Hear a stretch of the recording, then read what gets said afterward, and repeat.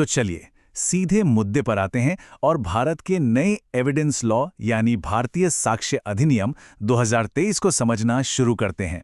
देखिए, किसी भी कानून को समझने का जो पहला कदम होता है ना, वो होता है उसका पहला सेक्शन। तो आज हम इसी सेक्शन 1 की परतें खोलेंगे और देखेंगे कि आखिर ये हमें बताता क्या है।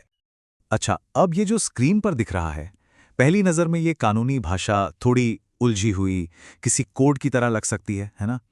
पर चिंता की कोई बात नहीं, हर कोड को तोड़ा जा सकता है।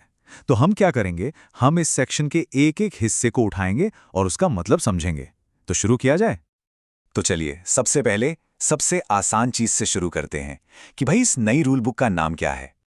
तो सेक्शन 1 का जो सब सेक्शन 1 है वो बस हमें इसका ऑफिशियल नाम बताता है, जो है भारतीय साक्ष्य अधिनियम 2023। बिल्कुल सिंपल। जैसे हर किताब का एक टाइटल होता है ना, जो उसकी पहचान बनता है, बस ये भी इस कानून की पहचान है। ठीक है, तो नाम तो हमें पता चल गया, पर सवाल ये है कि ये रूल बुक आखिर इस्तेमाल कहाँ होगी? इसका दायरा मतलब इसका स्कोप क्या है?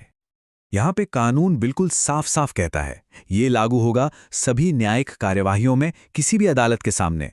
और हाँ, इसमें मिलिट्री कोर्ट्स यानी कोर्ट मार्शल भी शामिल हैं। इसका सीधा सा मतलब ये हुआ कि देश की लगभग हर अदालत की कार्यवाही अब इसी कानून के हिसाब से चलेगी। तो एक शब्द आया न्यायिक कार्रवाई यानी जुडिशियल प्रोसीडिंग। अब ये होता क्या है?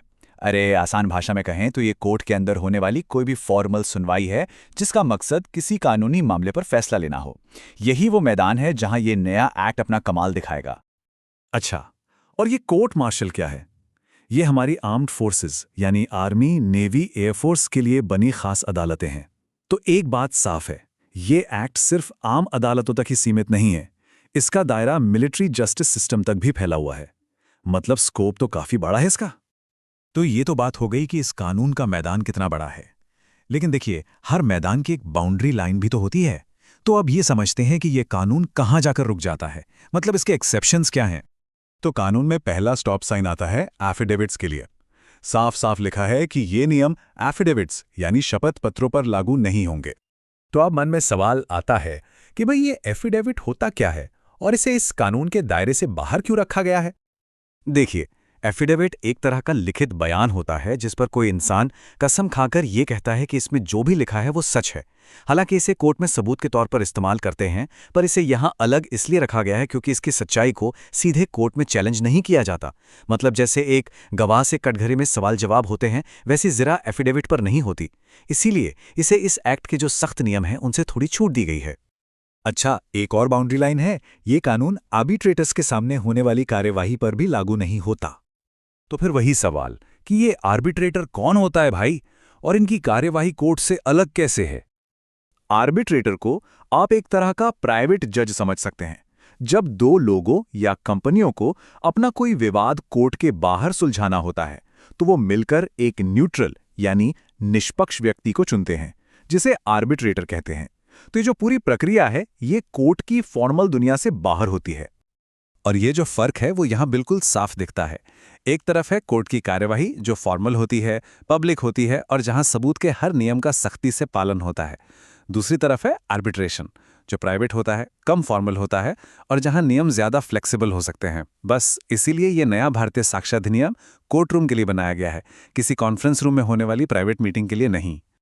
चलिए, तो अब तक हमने कानून का नाम जान लिया, उसका दायरा समझ लिया और उसकी सीमाएं भी देख ली। पर एक बहुत बड़ा सवाल अभी बाकी है, ये कानून लागू कब से होगा? मतलब इसका स्टार्ट बटन कैसे दबेगा? इसका जवाब भी सेक्शन 1 में ही छिपा है। कानून कहता है कि ये उस तारीख से लागू होगा जिसे केंद्र सरकार ऑफिशियल गैजेट में एक नोटिफिकेशन जारी करके बताएगी।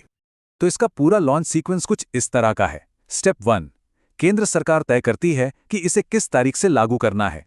स्टेप 2, फिर इस तारीख का एक ऑफिशियल ऐलान होता है जिसे नोटिफिकेशन कहते हैं, और ये ऑफिशियल गैजेट में छपता है। और बस स्टेप 3, भारतीय साक्ष्य अधिनियम 2023 पूरे देश में लागू हो जाता है। सब कुछ एकदम ऑफिशियल तरीके से, पूरी पारदर्शिता के साथ।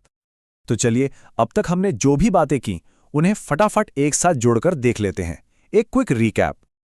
तो हमने देखा कि सेक्शन 1 असल में 4 बहुत जरूरी बातें बताता है। पहली, कानून का नाम जो है भारतीय साक्ष्य अधिनियम 2023। दूसरी, इसका खेल का मैदान जो कि देश की सभी अदालतें हैं, मिलिट्री कोर्ट्स को मिलाकर, तीसरी, इसकी बाउंड्री लाइन, जिसके बाहर एफिडेविट्स और आर्बिट्रेशन रहते हैं। और चौथी, इसका स्टार्ट बटन, जो केंद्र सरकार की नोटिफिकेशन के साथ ही दबता है।